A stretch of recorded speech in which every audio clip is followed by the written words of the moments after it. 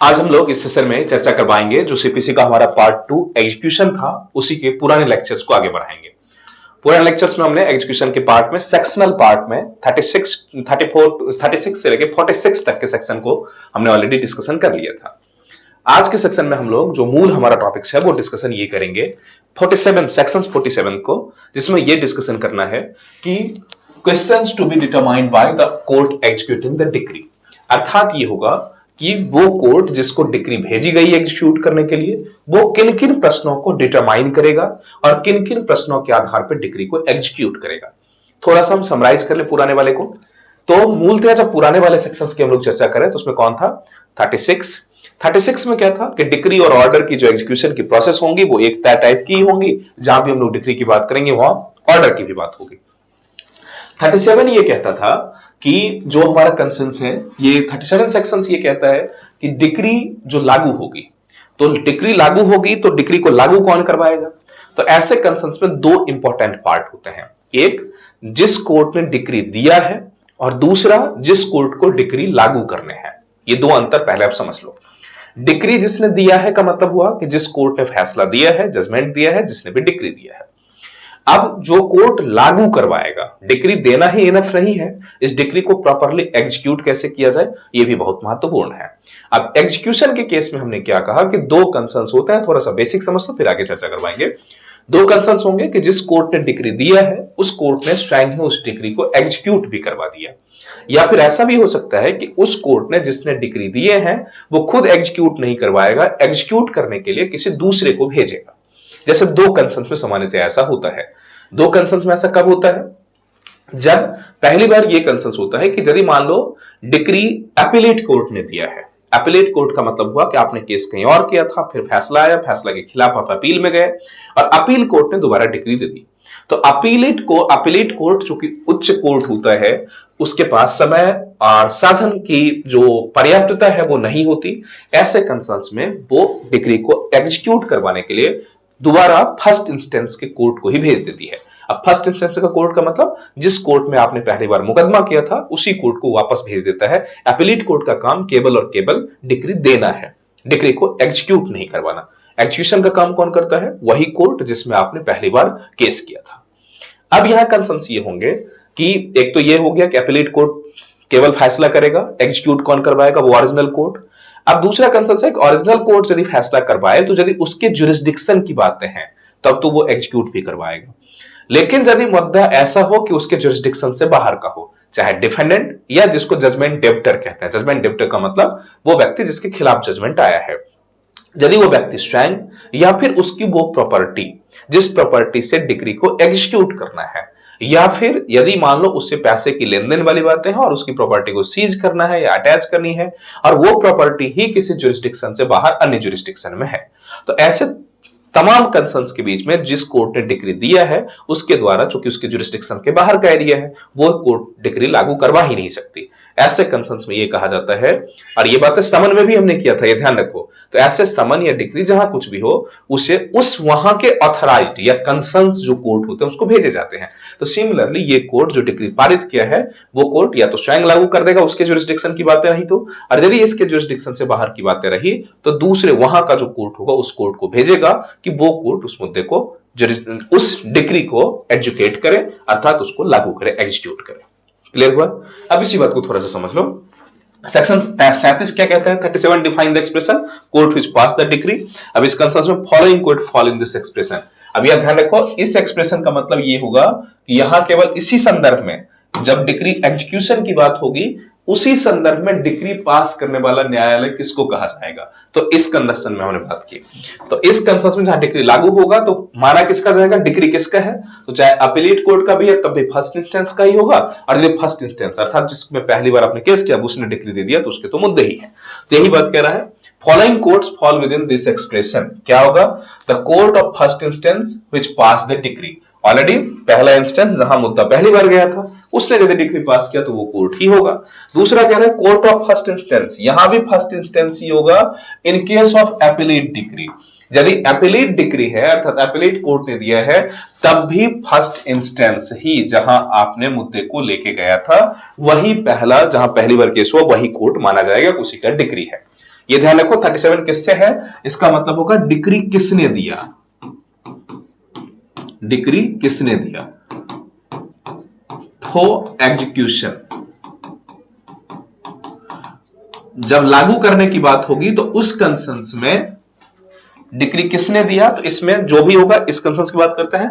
पहला जिस कोर्ट ने दिया है उसे ही, दूसरा the court of first instance, तीसरा कहता है अब यदि ऐसा ऑप्शन हो, यहां स्पेशली थर्ड पे ध्यान रखो, यदि कहा गया कि मान लो आपने कोर्ट में केस किया और मुद्दा फर्स्ट इंस्टेंस से आगे बढ़ते हुए अपीलीट में चला गया। जैसे कोर्ट में आपने ए में केस किया और यह मुद्दा आपने अपील में चले गए। अब जब तक अपील का फैसला आए, जब तक डिक्री आए, तब तक एक कंसेंस हुआ कि ए की एग्जिस्टिंग ही समाप्त हो गई, ए समाप्त हो गया। या फिर ऐसा होगा कि यदि मान लो ए की जो जुरिस्डिक्शन थे उसको बदल दिया गया और वो जुरिस्डिक्शन कहीं और चला गया।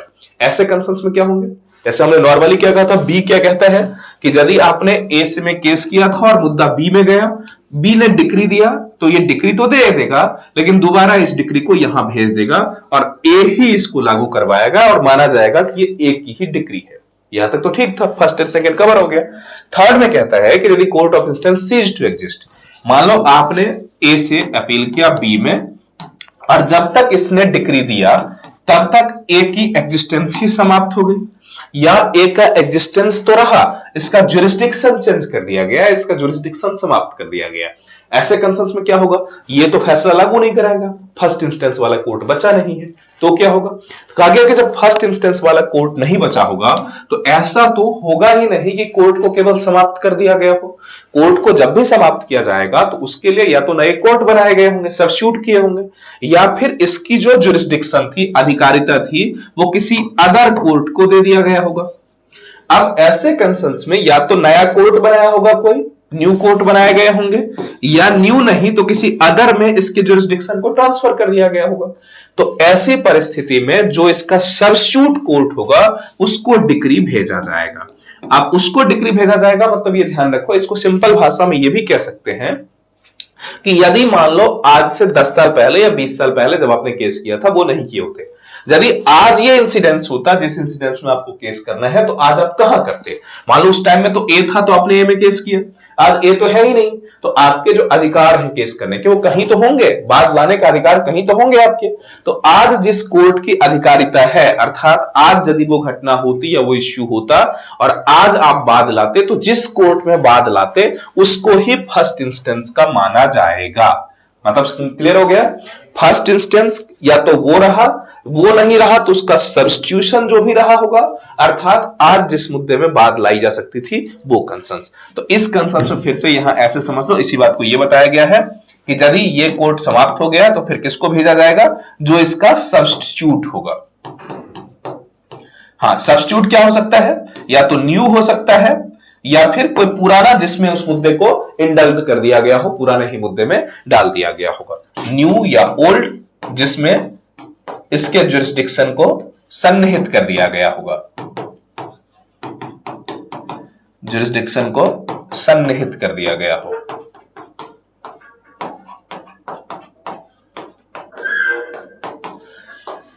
अब यही बात देख लो क्या कह रहा है, the court of first instance in case of appellate decrees where the court of first instance has ceased to exist, the court which would have, जिसमें होता, jurisdiction to try the suit at the time of execution, time of execution, जिस time में execution हो रहा है उस time में जिसकी अधिकारिता होती, and where the court of first instance has ceased to have jurisdiction to the execute the decree. अब यह ध्यान रखो, यहां उसकी एग्जिस्टेंस ही समाप्त थी थर्ड में, और फोर्थ में कह रहा है कि उसके जुरिस्डिक्शन को कम कर दिया गया, अर्थात where the court of first ceased to have jurisdiction to the execute. जिस बात को हमने एक साथ कह दिया वो 3 में कह रहा है कि कोर्ट ही खत्म हो गया, 4 में कह रहा है नहीं कोर्ट तो है लेकिन उसका जुरिस्डिक्शन बदल गया, कि मतलब इसकी अधिकारिता खत्म हो गई। तो फिर वही बात है, उसकी अधिकारिता कहीं तो डाली गई होगी, या तो नए कोर्ट बना के डाला गया होगा या किसी पुराने कोर्ट में ही डाल दिया गया होगा। तो जिस कोर्ट में डाला होगा उस कोर्ट में चला जाएगा।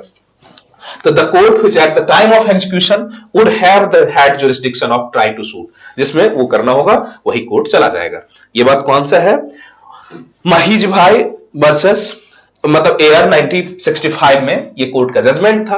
अब तो बाद में सीपीसी में इसको ऐड भी कर दिया गया। हमेशा ये ध्यान रखो कि जो कोर्ट का जजमेंट होता है, बाद में जब भी अमेंडमेंट होता है तो उस अमेंडमेंट में, उस एक्ट में उसको डाल दिया जाता है, उस मुद्दे को सन्निहित कर दिया जाता है, ताकि अनावश्यक जजमेंट एक्सेट्रा या अनावश्यक रेफरेंस से बचा जाए। तो यही मुद्दा बाद में इसमें आ ही गया। तो ये क्लियर हो गया। 37 ये कहता है। इसके बाद ये कौन था? 37 किस कंसर्न्स में था? ये कंसर्न्स था हमारा कि किस कोर्ट को माना जाएगा कि डिक्री पारित किया है फॉर एग्जीक्यूशन। अब यहां 38 यही बात कहता है कि डिक्री को लागू कौन करवाएगा। तो डिक्री लागू करवाने की जब बात होगी तो कहता है कोर्ट बाय व्हिच डिक्री में बी एग्जीक्यूटेड। कौन सा कोर्ट डिक्री को, पहले तो ये हो गया डिक्री दिया कौन है, ये कब माना जाएगा, 37 ये बता दिया। 38 बताता है कि डिक्री को लागू कौन करेगा, लागू कौन करेगा। अब इसी में आ जाएगा, तो इसमें दो कंसर्न्स दिया कि दो कोर्ट लागू कर सकता है। कौन? पहला the court which passed it, जिस कोर्ट ने डिक्री दिया है, और दिया हुआ में कौन कौन से आ जाएंगे, वो सारे तीनों की चर्चा हमने वहां करवा ही है, 37 के तहत माना जाएगा। अब दूसरा ऑप्शन ये बचता है the court to which it is sent for execution, मतलब जिस कोर्ट ने या तो पास किया है 37, और 38 कहता है कि जिस या तो वो दे दे या फिर जिस कोर्ट को वो भेज दे। तो भेजेगा कब, इसकी भी हमने डिस्कशन कर ली कि जब जो जजमेंट डेप्टर होगा, जिसके खिलाफ डिक्री पास हुई है, वो व्यक्ति खुद या फिर उसकी प्रॉपर्टी जो कंसर्न्स हो, या जिस प्रॉपर्टी पे फैसला हुआ हो, वो सारी चीजें या जो भी कंसर्न्स हो वो किसी अन्य कोर्ट के जुरिस्डिक्शन में हो। और यदि किसी अन्य कोर्ट के जुरिस्डिक्शन में होता है तो वो कोर्ट जिसकी जुरिस्डिक्शन वहां नहीं है, वो अपना कोई अधिकार, अपना कोई आदेश लागू नहीं करवा सकता। तो फिर ऐसे होंगे कैसे? तो वहां के कोर्ट को यहां का कोर्ट भेजता है, और वो कोर्ट अपने फैसले की तरह या अपने डिक्री या अपने समझ जो कुछ भी हो उस तरह से उसको एग्जीक्यूट करवाता है। तो इस डिक्री में भी क्या होगा, the court to which it is sent for execution. Clear हो गया। अब इसको ऐसे भी समझ सकते हो, जिसके जुरिस्डिक्शन में जजमेंट डेबिटर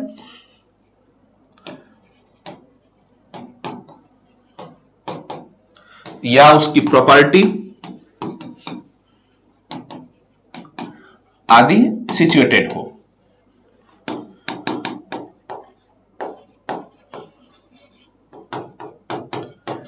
ये पुराने लेक्चर का ही पार्ट था, इसको हमने रिवाइज कर लिया। अब हम लोग लौटते हैं सेक्शन 47 की चर्चा करते हैं।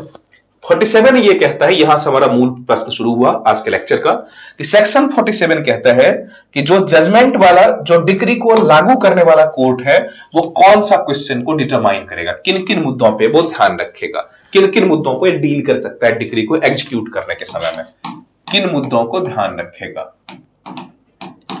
किन प्रश्नों पर विचार करेगा। मतलब जो डिग्री दे दिया वो तो समाप्त हो गया। अब प्रश्न है सेक्शन 47 में कौन, तो ये किन प्रश्नों पर विचार करेगा, कौन करेगा, तो डिग्री एग्जीक्यूट करने वाला कोर्ट, लागू करने वाला।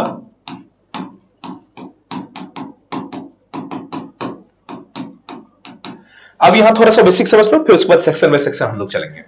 कहा था जब डिग्री एग्जीक्यूट करने की बात आती है तो डिक्री एग्जीक्यूशन से संबंधित मुद्दे ही वहां लागू किए जा सकते हैं।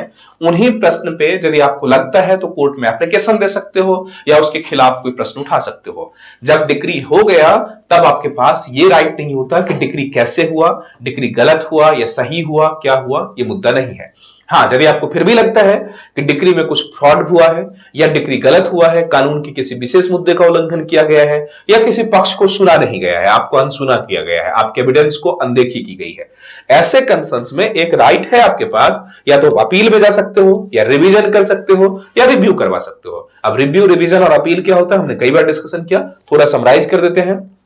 रिव्यू का मुद्दा ये होता है कि आप उसी कोर्ट से रिक्वेस्ट करते हो जिसने डिक्री दिया है कि आप एक बार इसे रिव्यू करिए, इसमें ये इश्यूज हैं, इस मुद्दे पे इसको प्रॉपर तरीके से सॉल्यूशन करना चाहिए। अब यदि कोर्ट को मान लिया तो ठीक है, उसने यदि सुधार दिया तो ठीक, नहीं तो कोई बात नहीं। अब इसके बाद से एक ऑप्शन बनता है रिवीजन का।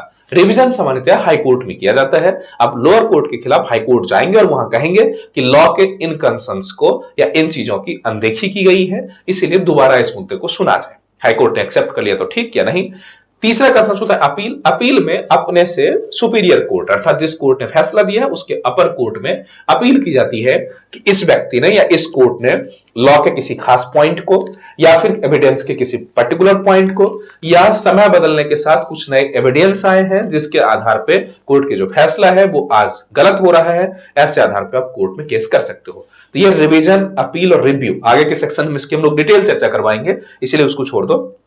तो यदि आपको कोर्ट के जजमेंट से संबंध में कोई बातें करनी है तब आपको फिर उस कंसर्न्स में जाने होंगे, लेकिन उसके अलावा जब डिक्री को एग्जीक्यूट किया जा रहा हो तब केवल डिक्री की एग्जीक्यूशन की बात करेंगे। आप डिग्री जब एग्जीक्यूट किया जा रहा हो तब आप ये नहीं कह सकते उस कोर्ट को कि डिग्री गलत आया है इसलिए आप लागू नहीं कर सकते। ये एग्जीक्यूटिंग कोर्ट को नहीं करना है, ये दूसरे कोर्ट को कहना है। जहां रिवीजन, रिपील एटसेट्रा है वहां आप जा सकते हैं, लेकिन जो डिग्री एग्जीक्यूट कर रहा है जो कोर्ट, उसे इस मुद्दे से कोई मतलब नहीं है कि फैसला कैसे आया।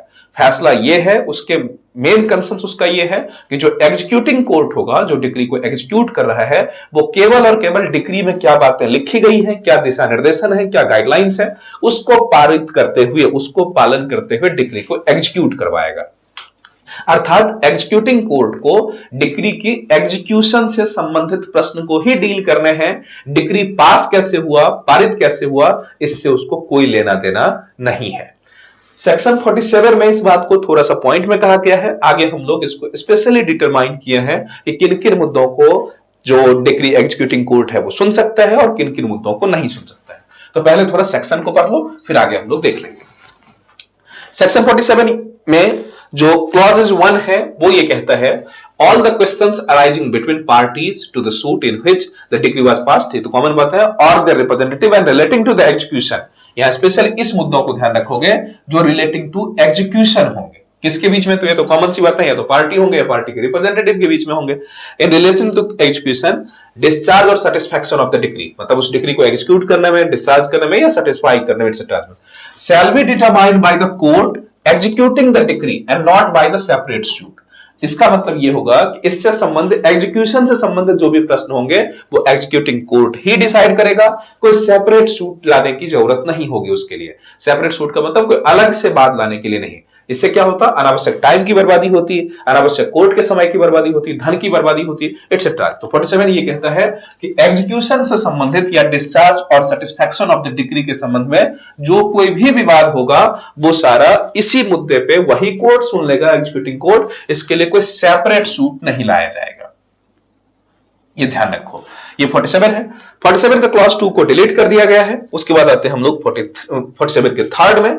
इसमें ये कहता है, where the question arises to as whether any person is or is not the representative of the party, such question shall for the purpose of this section be determined by the court। Court यहां इस मुद्दे को भी deal कर सकता है कि जैसे मान लो अब इस बात पे विवाद, एक डिक्री तो मिल गई, अब डिक्री मिला, मान लो ए के खिलाफ डिक्री मिली है, एक व्यक्ति ए है, इसको डिक्री मिली और डिफेंडर कौन है? बी, बी के खिलाफ डिक्री मिली। अब मान लो बी कोई व्यक्ति था जिसके खिलाफ डिक्री आई, बी मर गया या बी किसी कारण से बीच से हट गया, तो इसका मतलब डिक्री का एग्जीक्यूशन किसके खिलाफ होगा? ये कॉमन से कंसर्न है। इसके जो रिप्रेजेंटेटिव होगा उसके खिलाफ एग्जीक्यूशन होगा। तो बी का जो रिप्रेजेंटेटिव होगा, अब यहां रिप्रेजेंट, मान लो इसके बच्चे ही होंगे रिप्रेजेंटेटिव, लीगल है तो बच्चे ही होते हैं, तो मान लो बच्चे ही होंगे और बच्चे में 3-4 हैं या इनके अन्य भी रिलेटिव्स हैं, तमाम रिलेटिव्स, तो कंसर्न्स होंगे कि हर व्यक्ति पे अब बराबर की कंसर्न्स होंगी, या क्या सब बच्चा रिप्रेजेंटेटिव होगा इनका, या सारे जो रिलेटिव्स होंगे, या जो कुछ भी अब लीगल रिप्रेजेंटेटिव 4-5 लोग हैं, तो किस एक्सटेंट तक कौन लायबल होगा, किस मुद्दे तक, तो ये डिसाइड कौन करेगा? तो कहा गया कि जब रिप्रेजेंटेटिव्स के बीच में आपसी फाइट हो कि वो रिप्रेजेंटेटिव है या नहीं है भी तो कितना होगा या कितना नहीं है, तो इस कंसर्न्स की डीलिंग भी यही डिटरमाइनिंग कोर्ट करेगा। तो मतलब रिप्रेजेंटेटिव कोई व्यक्ति है या नहीं है, मान लो इसमें MNOP ये 4 लोग हैं, इन 4 लोगों में बी का रिप्रेजेंटेटिव माना जाएगा और इस पे अप्लाई किया जाएगा। अब इसमें यदि ये लोग कहें कि नहीं वो प्रॉपर रिप्रेजेंटेटिव नहीं है या है, इसके संबंध में जब भी कोई विवाद होंगे तो ये भी यही कोर्ट डिसाइड करेगा। क्लियर हुआ? अब इसके बाद एक्सप्लेनेशन में थोड़ा इसको और एक्सप्लेन किया गया है, थोड़ा इसको और समझो।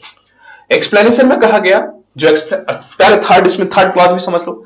थर्ड क्लॉज ये कहा गया कि where the question arises as the whether, ये तो ऑलरेडी हमारा कवर हो गया, such question for purpose of the section be determined by the court decide करेगा। एक्सप्लेनेशन समझ लो इसका, एक्सप्लेनेशन में क्या कहा। इसके एक्सप्लेनेशन में ये कहा गया है, for the purpose of this section a plaintiff whose suit has been dismissed and the defendant against whom the suit has been dismissed are parties to the suit. Obvious बात है कि जब एग्जीक्यूशन की बातें होंगी, पार्टी कौन होंगे, इसमें कहा कि जिसका सूट खारिज हो गया है और जिसके खिलाफ खारिज हुआ है, वो दोनों व्यक्ति भी पार्टी होंगे। क्योंकि ऑब्वियसली एग्जीक्यूटिंग की बातें होंगी तो दोनों को ही आपको सुनने होंगे। आखिर जब खारिज हुआ तो क्यों खारिज हुआ, कोई तो तर्क रहा होगा। अब यदि दोबारा उसे लागू करवाएंगे, कुछ भी करवाएंगे, तो दोनों ही पक्षों को हमें सुनना होगा। तो पार्टीज में कौन आ जाएगा? पहला एक्सप्लेनेशन फर्स्ट ये कहता है कि जो भी व्यक्ति होंगे प्लेंटिफ, प्लेंटिफ मतलब वो वादी जिसने बात लाया था और खारिज हो गया था, और defendant against whom suit has been dismissed, मतलब जो डिफेंडेंट था, ये दोनों पार्टी माने जाएंगे। ये तो कॉमन बात है।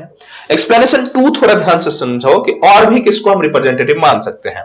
तो एक्सप्लेनेशन 2 कहता है कि for the purpose of this section, इस सेक्शन में यदि मान लो एग्जीक्यूशन के टाइम में, इसको थोड़ा समझ लो पहले क्या होता है, पार्टी कौन कौन होगा। तो पार्टी में एक पॉइंट और भी कह रहा है जैसे मान लो डिक्री को एग्जीक्यूट करने के टाइम में एक संपत्ति थी जिसको बेचा जाना था। अब जब उस संपत्ति को बेचा जाएगा तो कोई व्यक्ति तो संपत्ति को खरीदा होगा। तो कहा गया कि खरीदने वाला व्यक्ति भी उस बात का पार्टी माना जाएगा। जब भी हम कुछ भी बात करेंगे तो उसको भी हमें कंसर्न्स में लेना होगा। जैसे मान लो एग्जांपल के तौर पे एक डिग्री को एग्जीक्यूट करने में किसी प्रॉपर्टी को नीलाम किया गया या प्रॉपर्टी को सेल किया गया, एक थर्ड पार्टी ने खरीद लिया। अब क्वेश्चन यह है कि अब जो प्रॉपर्टी उस व्यक्ति की थी या नहीं थी जिसकी प्रॉपर्टी के नाम पे बेचा गया जिसको, अब इस दोनों में ही डिबेट है। या ऐसा भी कंसर्न्स हुआ कि उस प्रॉपर्टी को वापस लेना होगा या कुछ ऐसे भी। तो जब तक जो खरीदने वाला व्यक्ति था उसके कंसर्न्स को आप नहीं सुनेंगे।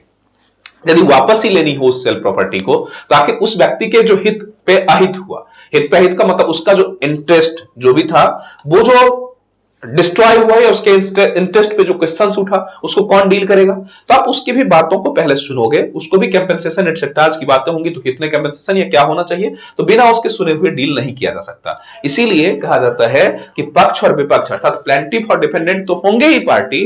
इसके अलावा यदि ऑक्शंस या यदि सेल में किसी व्यक्ति ने उस डिक्री से संबंधित कोई प्रॉपर्टी खरीदी है तो वो व्यक्ति भी इसका पार्टी होगा। यही बात इसमें देख लो।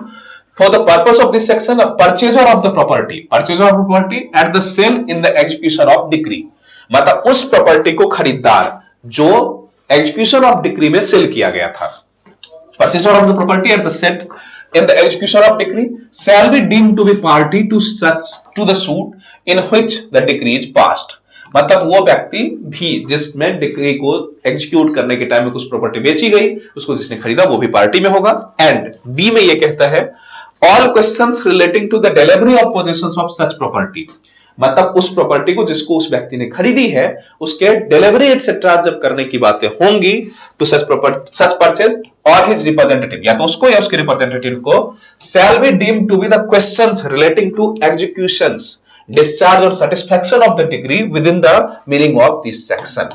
मतलब ये होगा कि मान लो प्रॉपर्टी तो बिक गई, अब उस व्यक्ति ने खरीद लिया।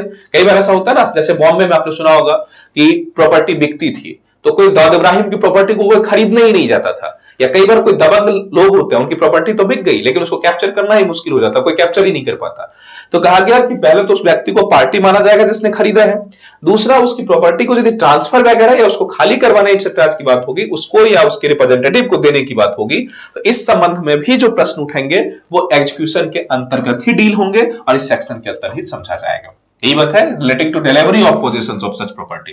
Delivery of possession of such property का मतलब उस प्रॉपर्टी को हस्तांतरण, केवल खरीद लेना ही इनफ नहीं है, ये भी कोर्ट को ध्यान रखना होगा। यदि ऐसे कंसर्न्स होंगे कि मान लो प्रॉपर्टी उसको पास जा रहा है या नहीं जा रहा है, ये सारे प्रश्न भी इसी के तहत डील होंगे। अब इसमें कुछ कंडीशंस हैं, इन कंडीशंस को थोड़ा आप समझ लें। तो इन ऑर्डर दैट सेक्शन 47 में apply the following to conditions must be applied. यहां समझ लो बेसिक से इसको हम समराइज कर लेते हैं।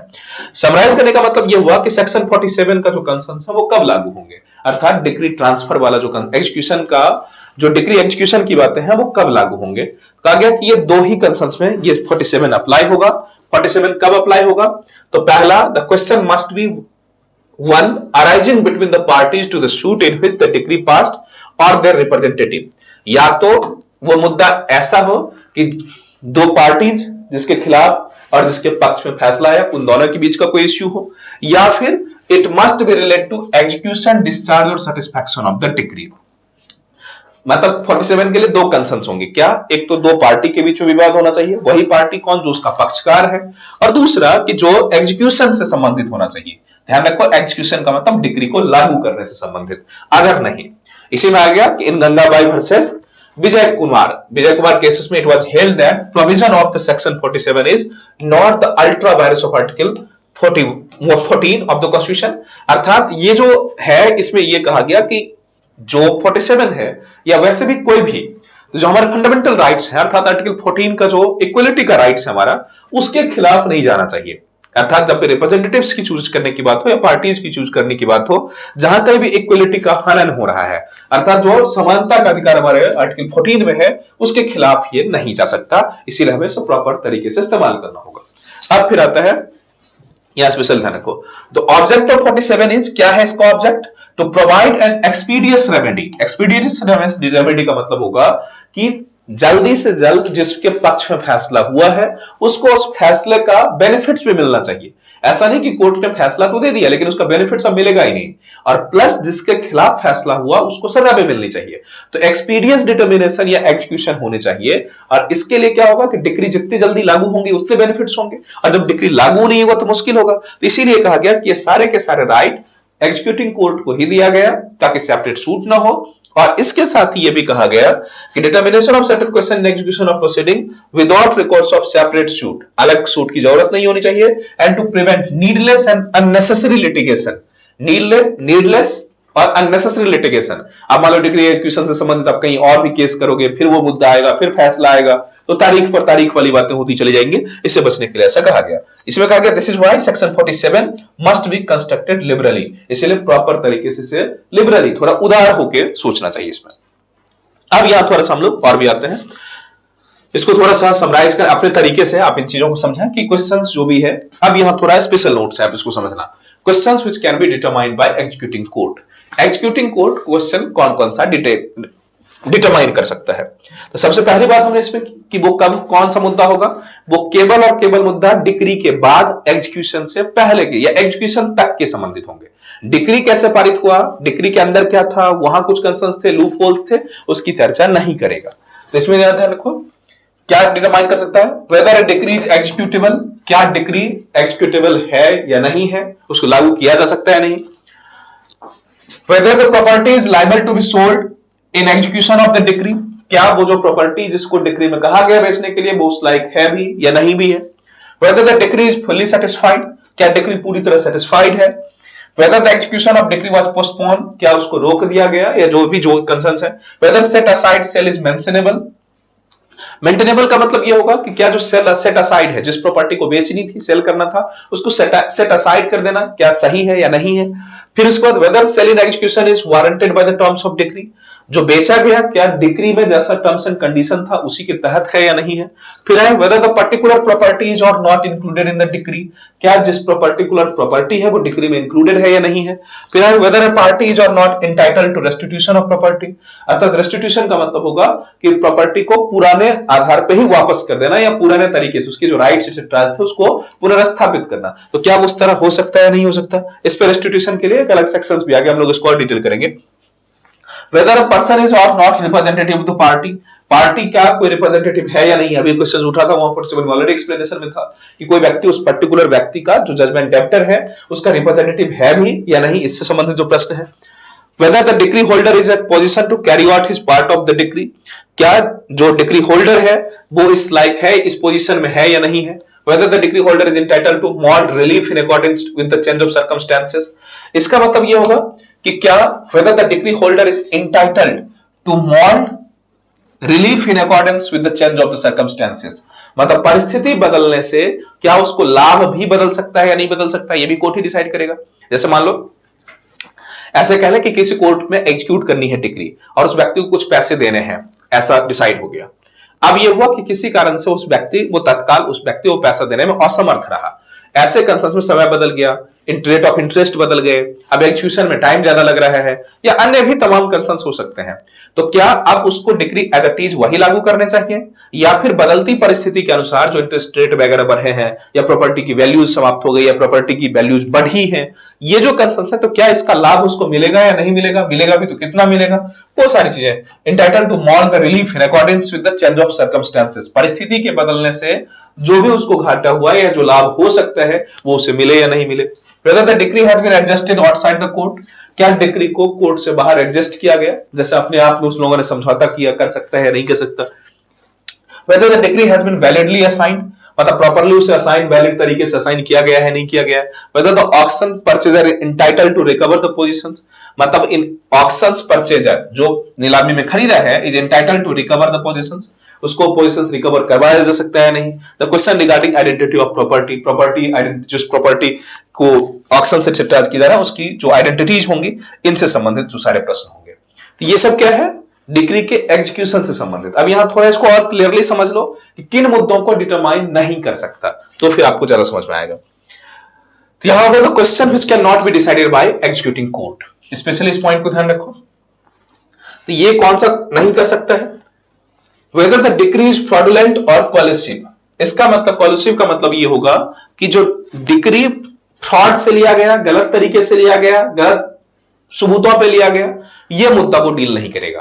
क्योंकि ये कौन डील करना है, जब कोर्ट में मुद्दा था, जिस कोर्ट ने डिक्री दिया उसी में आपको डील करने थे, या अब भी आपके पास ऑप्शन है कि अपील, रिव्यू और रिवीजन में जाइए, आप डिक्री जो एग्जीक्यूट कर रहा है उस कोर्ट में इस मुद्दे पे आप कोई बहस नहीं कर सकते।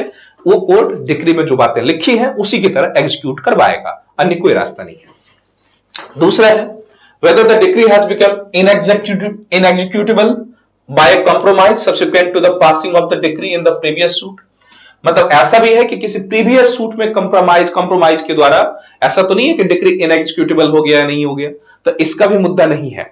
इस सूट में यदि आपने कोर्ट से बाहर डिसाइड किया है तब तो हो सकता है, किसी अन्य सूट से एक्सेप्टाल से आपने कंप्रोमाइज किया, क्या किया, इससे इसको मतलब नहीं है। इसको जब तक दोनों पार्टी की इस सूट में यदि कॉम्प्रोमाइज हुआ तो ठीक है, अदरवाइज नहीं। तो ये क्वेश्चन ये कह रहा है कि ये क्वेश्चन भी डील नहीं कर सकता। A question relating to the territorial or pecuniary jurisdictions of the court which passed the decree, मतलब यदि प्रश्न आप इसलिए भी उठा रहे हो कि कोर्ट के जो टेरिटोरियल या पेरिशनरी जुरिस्डिक्शन था, अर्थात कोर्ट की जो लिमिटेशंस थी वही नहीं थी, तो ये भी प्रश्न नहीं उठा सकते। हाँ, इस पे जजमेंट नल एंड वॉइड होगा, जो भी होगा वो आपको अलग तरीके से जाके करना होगा। जो कोर्ट एग्जीक्यूट करवा रहा है उसको इससे कोई मतलब नहीं है कि आप वो डिग्री कैसे मिला, उसके राइट्स थे या नहीं थे, क्योंकि ये सारे राइट्स आपको तब थे जब मुद्दा डिस्कस वहां हो रहा था, जब वहां प्लीडिंग हो रही थी, तभी आपको ये प्रश्न उठाने थे। फिर क्या है, question relating to the corrections या correctness or validity of the decree, मतलब डिक्री करेक्ट है, वैलिड है या नहीं है, ये प्रश्न भी नहीं उठा सकते, except where the decree is nullity. जहां डिक्री नल एंड वॉइड है वो तो आप कह ही सकते हो कि डिक्री नल एंड वॉइड है, तो उसके एग्जीक्यूशन में कोई प्रश्न नहीं है। लेकिन यदि डिक्री वैलिड है या नहीं है, इस पे आप प्रश्न नहीं उठा सकते। या स्पेशली ध्यान रखो, नल एंड वॉइड डिक्री तो शुरू से ही नल एंड वॉइड है, तो उसको लागू नहीं करवाया जा सकता। लेकिन डिक्री वैलिड है नहीं है, उसमें कुछ लूप होल्स हैं, इसके प्रश्न नहीं उठा सकते। हाँ, नलिटी के प्रश्न उठा सकते हो आप कि डिक्री नल एंड वॉइड है, तो इसके लिए आप क्वेश्चन उठा सकते हो। फिर हो सकता है an order to restoration of execution of application dismiss to that going into merits. इन तरह के जितने भी प्रश्न हैं, इन सारे प्रश्नों पे कोई क्वेश्चंस नहीं उठाया जा सकता है। आप इसको एक बार टोटल देख लेना, इसमें 16 पॉइंट्स हमने लिखा है। ये स्पेशल सब पॉइंट्स है जिन पॉइंट्स पे कोर्ट क्वेश्चन नहीं उठा सकता। कौन सा कोर्ट? जो एग्जीक्यूटिंग कोर्ट है। इससे संबंधित यदि कोई प्रश्न उठाने हो तो कहां जाने होंगे? हमने बार बार कहा, रिवीजन, अपील और रिव्यू वाला जो सेक्शन है वहां आप चले जाएंगे। अब यहां थोड़ा इसका समराइज कर लें कि क्या क्या होंगे। इस समराइज में देखो तो कहा जाता है एक एग्जीक्यूटिंग कोर्ट, यहां स्पेशल इस बात को ध्यान रखो, an executing court has plenary power to determine question relating to execution of the decree। केवल execution of the decree से करना है। The section applies only to the matter arising subsequent to the passing of decree। Decree pass करने के बाद जो मुद्दा उठा है, केवल उसी मुद्दे पे प्रश्न उठ सकता है, डिक्री पास होने से पहले के प्रश्न पे नहीं। It covers all the questions which arises before as well as after the decree has been executed। मतलब डिक्री के एग्जीक्यूट होने से पहले, लेकिन यहां ध्यान रखो, डिक्री के एग्जीक्यूट होने से पहले का मतलब कब? जब डिक्री पास हुआ है तब के बाद से, अर्थात डिक्री के पास होने से पहले का तो कोई प्रश्न उठा ही नहीं सकता। हाँ, उसके बाद सारे प्रश्न उठा सकते हैं, चाहे वो डिक्री के एग्जीक्यूट करने से पहले था या डिक्री के एग्जीक्यूट करने के बाद। इसको थोड़ा और क्लियरली समझ लो। डिक्री पास हो गया, डिक्री को एग्जीक्यूट कर दिया गया, तो ड्यूरिंग एग्जीक्यूशन भी कुछ प्रश्न उठा सकते थे, या मान लो एग्जीक्यूट हो गया है, अब आपके मन में कोई प्रश्न आया तब भी आप प्रश्न उठा सकते हो। ये दोनों प्रश्न एग्जीक्यूट किए जा सकते हैं, लेकिन डिग्री मिला कैसे, इससे कोई मतलब नहीं है। यही कंसर्न कह रहा है कि subsequent to the passing of decree, decree pass होने के बाद जो भी क्वेश्चंस होंगे, all questions which arises before as well as after the decree has been executed, जब डिक्री को एग्जीक्यूट कर दिया गया हो। अब इसी में एक पॉइंट और भी इसको समझ लो, an executing court can not go behind the decree, ये स्पेशली मेंशन कर दिया गया, can not go behind the decree, it has to execute the decree as it is, उसको डिक्री ऐसे ही लागू करने हैं जैसा डिक्री है। It can not question the correctness or otherwise of the decree, मतलब डिक्री के करेक्टनेस आदि पे प्रश्न नहीं उठाया जा सकता। ये अंगादि वर्सेस हिरण्यन्ना कोर्ट 1972 में, हिरण्यय्या का कोर्ट केस था, इसमें 1972 में सुप्रीम कोर्ट ने ऑब्जर्व किया। ये ऑब्वियसली बातें हम मेंशन कर ही दिया गया है। अब चलो लौटते हैं हम लोग, इसमें एक दो पॉइंट और भी थोड़ा समझ लो। इसमें है the determination of any question under 47 is no longer deemed to be decree within the meaning of section 22 and is therefore not applicable under section 96 or section 100 of the code। यहां specially आप ध्यान रखो, जैसे कहा जाता है कि एपीलेबल decree की बात हमने की थी, या डिक्री एंड और जजमेंट में भी हमने इसको डिस्कशन किया था, डेफिनेशनल पार्ट में भी डिस्कशन हुआ था। कहा गया कि वो सारे मुद्दे जिसको डिक्री में गिना जाता है उसका अपील हो सकता है, और अपील की जो व्यवस्था है वो 99 और 100 एटसेट्रा में वहां सेक्शंस में चर्चा की गई है। तो यहां ये स्पेशली कह दिया गया कि 47 के अंतर्गत जो मुद्दा उठाया जाएगा, अर्थात डिक्री एग्जीक्यूशन से संबंधित जो मुद्दा, अभी हम लोग कौन सा सेक्शन पढ़ रहे हैं, 47 पढ़ रहे हैं। 47 में जो डिग्री एग्जीक्यूशन से संबंधित मुद्दे होंगे वो सारे के सारे मुद्दे सेक्शन 22 में नहीं आता, और सेक्शन 22 में क्या है, डिक्री की बात की गई है इसमें। तो कहा गया कि इसके तहत इसको डिक्री नहीं माना जाता, और चूंकि डिक्री नहीं माना जाएगा इसका मतलब होगा देयरफॉर नॉट अपीलेबल, इसीलिए अपील नहीं हो सकता अंडर सेक्शन 96 और सेक्शन 100। इस दोनों सेक्शन के तहत आप अपील नहीं कर सकते। क्यों नहीं कर सकते? चूंकि 47 के अंतर्गत जो भी क्वेश्चन डिसाइड हो रहा है, अर्थात एग्जीक्यूटिंग कोर्ट के द्वारा जो भी क्वेश्चन डिसाइड हो रहा है, वो सेक्शन 22 के तहत डिक्री नहीं मानी जाती है। स्पेशली ये बात प्रीलिम्स में ही पूछे जा सकते हैं और मेंस में ही पूछे जा सकते हैं। तो अब ये क्या हुआ, सेक्शन चूंकि 47 के अंतर्गत जो क्वेश्चन डिसाइड हो रहा है सेक्शन 22 के तहत, सेक्शन 22 में क्या है, डिक्री की डेफिनेशन है और डिक्री का ही अपील हो सकता है, इसीलिए इसमें कह दिया गया कि चूंकि ये नहीं है इसलिए 96 या सेक्शन 100 के तहत इसका अपील नहीं हो सकता। इसी में एक पॉइंट और पढ़ लो, इसमें समझ लो, an appeal doesn't lie from any order decided under section 47 CPC because it is not the decree under section 22 of CPC। हाँ, लेकिन इसमें यह है a revision application under section 115 of the code is therefore maintainable provided that conditions laid down in the section 115 are satisfied। कहा जा रहा है कि अपील तो नहीं कर सकते, लेकिन रिवीजन की अलाउ है, जो कि डिक्री में जो 22 में जो डिफाइन है डिक्री, उसके तहत अपील हो सकता है। यहां इसको माना नहीं गया इसलिए अपील नहीं हो सकता। फिर अपील नहीं हो सकता तो फिर इनके पास कोई ऑप्शंस भी तो होने चाहिए। मान लो जजमेंट, यदि जो न्याय है, जो जस्टिस है, उसकी ही खात्मा हो गई हो, खात्मा हो गया का मतलब यहां कोई ऐसा लॉ का कंसर्न है, कोई मुद्दा हो, तो फिर जब अपील नहीं कर सकता तो कैसे जा सकता है। तो इसमें यह कहा गया कि सेक्शन 115 जो हमारा है वो रिवीजन की बात करता है, तो इसीलिए रिवीजन एप्लीकेशन हो सकता है। और रिवीजन एप्लीकेशन कहां हो सकता है, यह हाई कोर्ट में हो सकता है। तो इसमें भी यह लिखा गया है कि देयरफॉर मेंशनेबल प्रोवाइडेड दैट का मतलब जब ये सारी चीजें पूरी हो, क्या, the conditions laid down in section 115, मतलब 115 में कंडीशन। अब ये कंडीशन क्या क्या है, इसके तहत कुछ कंडीशंस है। कुछ कंडीशंस ये है कि या तो अपील अलाउ नहीं है, जिस मुद्दे का अपील अलाउ नहीं होगा उसी का रिवीजन होगा, या फिर एक पॉइंट और कहा गया है कि अपील अलाउ है लेकिन व्यक्ति को लगता है कि अपील में ना जाई जाए। ठीक है, सॉरी, इसमें जो इसमें अपील अलाउ नहीं है, ऐसे कंसर्न्स में हाईकोर्ट में जाएगा मुद्दा, वो रिव्यू की बातें होती है, जहां अपील में व्यक्ति अलाउ है लेकिन ना जाके व्यक्ति रिव्यू, खुद ही रिव्यू में जाना चाहता है। रिवीजन में ये कंसर्न्स नहीं है। रिवीजन में क्या है कि अपील अलाउ नहीं है, और ऐसे कंसर्न्स में जो व्यक्ति है वो हाईकोर्ट जाता है, और हाईकोर्ट जाने के बाद वो दिखाता है कि लॉ का कोई ऐसा सब्सटेंशियल क्वेश्चंस है, या उस दोनों ही पार्टी को सुना नहीं गया, या कोई प्रॉपर कंसर्न्स को इग्नोर किया गया, इन बातों के आधार पर हाईकोर्ट पहुंचता है और हाईकोर्ट यदि रिवीजन एक्सेप्ट कर ले तो चेंज कर दे डिसीजन को, या नहीं तो एज इट इज उसको वापस उस कोर्ट के लिए भेज दे। तो ये कह रहा है कि सेक्शन 115 के तहत जो भी डिसीजन है यदि ऐसा पूरा हो रहा है तो रिवीजन हो सकता है, अदरवाइज नहीं हो सकता। फिर भी यहां ध्यान रखो, the prior to the code of civil procedure, मतलब इससे पहले पुराना जो कोड था हमारा 1976 में अमेंडमेंट हुआ है, उससे पहले the determination of any question under 47 was also expressly include in the definition of degree. यहां स्पेशली ध्यान रखो 74 से पहले जो ये 47 के भी पॉइंट थे वो 22 के तहत माना जाता था और उससे पहले इसका अपील अलाउ था, लेकिन जब 74 का अमेंडमेंट हुआ उसके बाद इसको 22 के से हटा दिया गया और आज हालत यह है कि इसकी केवल रिवीजन हो सकती है, इसका अपील नहीं हो सकता। रिवीजन कहां होता है? रिवीजन हाई कोर्ट में ही होता है। ये क्लियर हुआ ये मुद्दा? हाँ, 74 से पहले क्या क्या था, ये डिग्री में आता था और इसलिए इसकी अपील होती थी। आज इसका मतलब जो दो कंसर्न्स ध्यान रखो, 96 और 100 के तहत अपील नहीं हो सकता, लेकिन 115 के तहत जो रिवीजन वाला कंसर्न्स है वो रिवीजन इसका हो सकता है। इसके बाद हम लोग आगे आते हैं।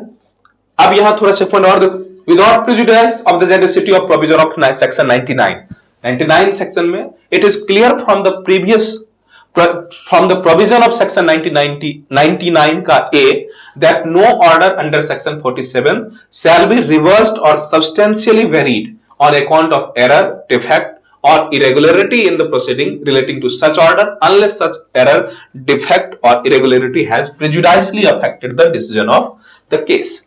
अब यहां ध्यान रखो 99 और 99A को थोड़ा समझ लो, आगे हम लोग वहां जब पहुंचेंगे वहां डिस्कशन कर पाएंगे। अभी थोड़ा ये समझ लो कि यदि मान लो कोर्ट में जो डिसीजन हमने याद करी जजमेंट के केस में हमने पढ़ाया था कि जब जजमेंट और डिक्री एक बार साइन हो जाता है तो किसी भी कंसर्न्स में उसमें कोई बदलाव नहीं होती। क्यों बदलाव नहीं होती? यदि बदलाव करने का ऑप्शंस दिया जाए तो इसका मतलब होगा कि समय आने के बाद जैसा भी कुछ लगे हमेशा ही डिक्री की जजमेंट बदली जा सकती है। इसीलिए कह दिया गया कि एक बार जब डिक्री हो गया और जज ने उसको पढ़ लिया, पढ़ने के साथ यदि मान लो उसने टाइप जो शॉर्ट राइटिंग वाला होता है उस व्यक्ति ने भी लिखा है तो एक बार जज उसे खुद पढ़ेगा, पढ़ने के बाद देखेगा कि क्या उसने जो कहा था वैसा ही है या नहीं है। उसके बाद जज जब फाइनल संतुष्ट हो जाए कि जैसा उसने जजमेंट या डिक्री प्रोनाउंस किया है वैसा ही इसमें लिखा गया है, उसके बाद वो साइन कर देगा और साइन करने के बाद कोई बदलाव संभव नहीं है। ये तो बेसिक सा रूल है। लेकिन कहा गया कि यदि क्लर्कियल मिस्टेक्स हो या अर्थमेटिक मिस्टेक्स, अर्थमेटिक मिस्टेक्स का मतलब है कुछ जोड़ घटाव एक्सेट्रा करने थे और वो मिस है, या क्लर्कियल मिस्टेक्स है, टाइपिंग में मिस्टेक्स है, तो ऐसे मिस्टेक्स को 99A एक्सेट्रा में दिया गया है कि उस मुद्दे को सुधारा जा सकता है, वहां जजमेंट को एडिट किया जा सकता है। लेकिन ये क्या होना चाहिए? केवल और केवल ऐसा ही, या तो क्लर्कियल मिस्टेक्स हो या अर्थमेटिक मिस्टेक्स हो एक्सेट्रा। तो इसमें भी ये कहा गया कि 47 के अंतर्गत यदि कोई मुद्दा हो तो क्लर्कियल कंसर्न्स एक्सेट्रा को भी तब तक ध्यान नहीं रखा जाएगा, मान लो हो गया तो हो गया, जब तक कि उससे पूरा न्याय ही नहीं बदल गया हो, अर्थात अन्याय ना हो गया हो। यदि मान लो सामान्य बदलाव है, सामान्य मिस्टेक है तो उसको बदला नहीं जाएगा। यही बात ध्यान रखो। क्या कहा? Without prejudice to the generality, वो जो जनरलिटी का रूल है, कहां रूल है वो? तो section 99 it is clear that from provisions of the section 1999A 99 का जो A है इसमें क्लियर कहा गया that no order under section 47 के तहत का कोई order shall be reversed or substantially varied। reversed और substantially varied का मतलब कोई भी ऑर्डर जो 47 के अंतर्गत हुआ है उसे उल्टा नहीं जा सकता है, या substantially varied का reversed का मतलब या तो उस पूरे फैसले को पलट दिया जाए, या substantially varied का मतलब महत्वपूर्ण रूप से बदल दिया जाए। रिवर्स का मतलब पूरी तरह फैसला को पलट दिया जाए, या फिर सब्सटेंशियली वेरिड का मतलब बृहत स्तर पे या मूल रूप पे ही उसको बदल दिया, ऐसा बदलाव ना कर दिया जाए, कुछ बदल जाए। तो reverse or substantially varied on the account of any error, defect or irregularity in any proceeding relating to such order. किस आधार पर नहीं हो सकता? On error, defect or irregularity in any proceeding relating to such order unless, कब तक? जब तक such order, defect or irregularity has prejudicially affected the decision of the court. मतलब ये होगा कि जब तक जो डिफेक्ट या इरेगुलरिटी जो भी हुआ है वो प्रेजुडिशियली अफेक्ट द डिसीजन नहीं कर दे। यदि मान लो प्रेजुडिशियली अफेक्ट द डिसीजन मतलब अर्थ का अनर्थ हो गया, पूरी तरह से जो होने वाला था फैसला वो खिलाफ हो गया, जैसा डिसीजन कहा गया था उसके क्रक्स के खिलाफ हो गया। यदि सब्सटेंशियली प्रिजुडाइज हो गया हो तब तो बदला जाएगा। यदि सामान्य अर्थों में ऐसा हुआ, जैसे मान लो एक कल्पना करो कैलकुलेशंस करनी है और कैलकुलेशन के जोर में, अर्थमेटिक जोर में मान लो 1,00,000 रुपए होने थे और उसका वो ऐड हो गया 99,500। अब यदि अर्थमेटिकली ऐसा कंसेंस हो गया, ये 500 रुपए की बातें होंगी, तो ये जजमेंट का कोई बहुत बड़ा अंतर नहीं हुआ, इसलिए ऐसे कलरिकल मिस्टेक्स को इसमें ठीक नहीं किया जाएगा, वो नॉर्मल ये होगा। जैसे मान लो किसी के नाम में मिस्टेक है, अब उससे आइडेंटिफिकेशन में तो कोई दिक्कत हो नहीं रही है। मान लो किसी का सरनेम बदल गया, कुछ ऐसे कंसर्न्स हो गए जिसमें बहुत बड़ा अंतर नहीं हो रहा है, तो उस कंसर्न्स में इसको ठीक नहीं किया जाएगा। हाँ, यदि सब्सटेंशियली कोई प्रिजुडाइज अफेक्ट द डिसीजन कर रहा है, मतलब पूरी तरह होना कुछ और था, हो गया कुछ और, ऐसे कंसर्न्स में इसको बदला जा सकता है, उसे दोबारा एडिट किया जा सकता है, अदरवाइज नहीं किया जा सकता। ये क्लियर हो गया। ये बात है 99 का जो सेक्शन है वो स्वयं 99A कह रहा है कि वो 47 के तहत जो ऑर्डर है उसमें कोई वेरिएशन या रिवर्सिंग नहीं किया जाएगा जब तक कि वो पूरी मामले को पूरी तरह से पलट न दे। यदि सामान्य अर्थ में कोई चेंजिंग हो रहा है तो उसे इग्नोर किया जाएगा। क्लियर। अब यहां आते हैं हम लोग सेक्शन 48 की बात करते हैं। सेक्शन 48 में था कि जो एग्जीक्यूशन है वो कब तक, उसकी एक लिमिटेशन होती है, ऐसा नहीं होता कुछ परमानेंट आज फैसला हुआ और उसको 1000 साल बाद आप लागू करवाओगे, तो इसमें लिमिटेशंस था। तो जो लिमिटेशंस था एग्जीक्यूशन को, उसको समाप्त कर दिया गया। क्यों? चूंकि 1963 में हमने लिमिटेशन एक्ट बना लिए, और जब लिमिटेशन एक्ट बना लिए तो हमने जितने भी क्लॉजेस थे या जितने भी प्रोविजंस किसी भी एक्ट के थे कि लिमिटेशंस कैसे होंगे, तो वो सारे चीजों को हमने एक साथ ऐड कर दिया। इसीलिए जब 1963 का लिमिटेशन एक्ट बनाया गया उसके तहत इसके सेक्शन 48 को ऑमिट कर दिया गया। ये बात है 48 एग्जीक्यूशन बार्ड सर्टेन केसेस, मतलब कुछ केस में एग्जीक्यूशन को बार कर दिया गया। तो किस कैसे हटाया गया इसको? Repelled by the limitation act 1963। अब जो लिमिटेशन एक्ट 1963 था उसके द्वारा 48 को समाप्त कर दिया गया। लिमिटेशन एक्ट हम लोग पढ़ेंगे इसके जस्ट बाद, उसमें इसको डील कर लेंगे। फिर यहां आता है ट्रांसफरी एंड लीगल रिप्रेजेंटेटिव, ये है 49 और 50 में, ये दो सेक्शंस, ये भी इंपॉर्टेंट है। ट्रांसफरी एंड लीगल रिप्रेजेंटेटिव का मतलब ये होगा कि यदि मान लो डिक्री किसी के पक्ष में आया है, वो व्यक्ति डिक्री किसी को ट्रांसफर करता है, तो मान लो पूरी डिक्री ही किसी को दे दिया या अपने रिप्रेजेंटेटिव्स को दे दिया, तो ऐसे कंसर्न्स में ये कहा जाता है कि डिक्री होल्डर को जो राइट्स थे वो सारे के सारे राइट्स डिक्री ट्रांसफरी को भी होगा। जिस व्यक्ति को डिक्री का ट्रांसफर किया गया है उसको भी वो सारे ही राइट्स होंगे। ऐसा नहीं होगा कि आप कहोगे कि डिक्री जिसके पक्ष में था अब ये बातें इसके साथ लागू नहीं होंगी, ऐसा नहीं होगा। वो डिक्री होल्डर जिसको भी डिक्री ट्रांसफर कर दे उसको भी वो सारे ही राइट होंगे। ये तो कॉमन सेंस की भी बात है, तो कोई बड़ी बात नहीं है इसमें, तो इसको थोड़ा समझ लो।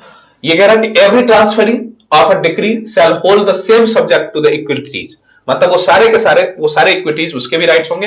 Which the judgment debtor might have enforced against the original decree holder, original decree holder को जो राइट्स था वो सारा ट्रांसफरी को भी मिल जाएगा। मतलब ये होगा कि every transfer of the decree shall hold the same subject of the equities, वो सारी चीजें इफ एनी।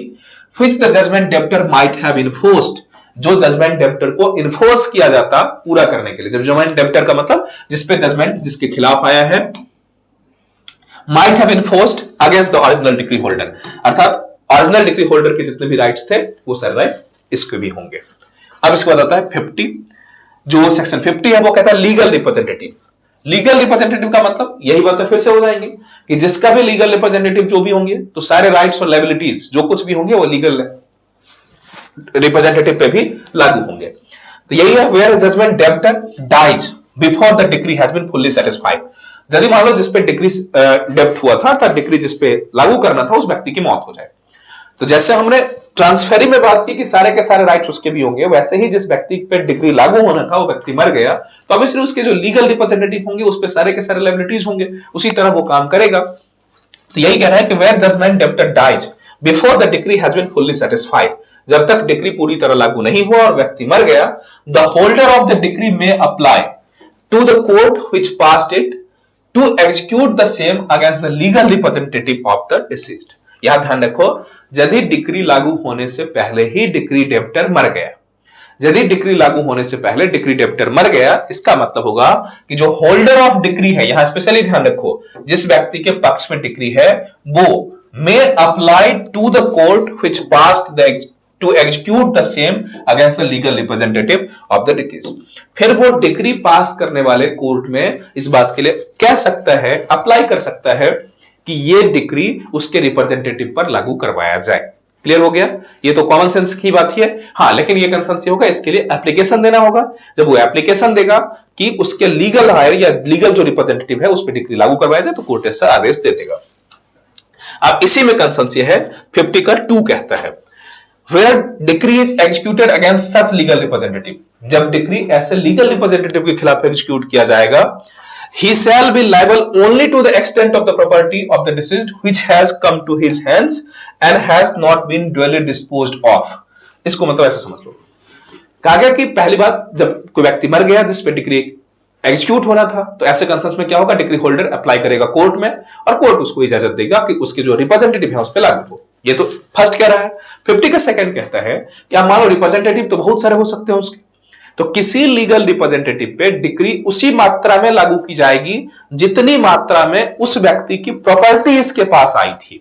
अर्थात यदि उसकी पूरी प्रॉपर्टी इसके पास आ गई थी तो पूरा का पूरा जो डिक्री होगा इसी व्यक्ति पे लागू होगा। लेकिन यदि मान लो 3-4 रिप्रेजेंटेटिव हैं, ऐसे कंसेंस में उसको 20% प्रॉपर्टी उसकी आई, तो इसका मतलब किसी भी डिक्री डेब्टर का 20% लायबिलिटीज ही ये पूरा करेगा। ऐसा नहीं कि इसके हिस्से में उसकी प्रॉपर्टी जमीन तो कम आई, लेकिन इसकी जो जजमेंट एक्सेट्रा उसके जो खिलाफ जो भी लायबिलिटीज थी वो पूरा पूरा ये निभाएगा, ऐसा नहीं होगा। तो जितने रेशियो में उस व्यक्ति को उसकी प्रॉपर्टी आदि प्राप्त हुई है, उसी रेशियो में जजमेंट का जो या डिक्री का जो एग्जीक्यूशन होगा वो भी उसके खिलाफ होगा।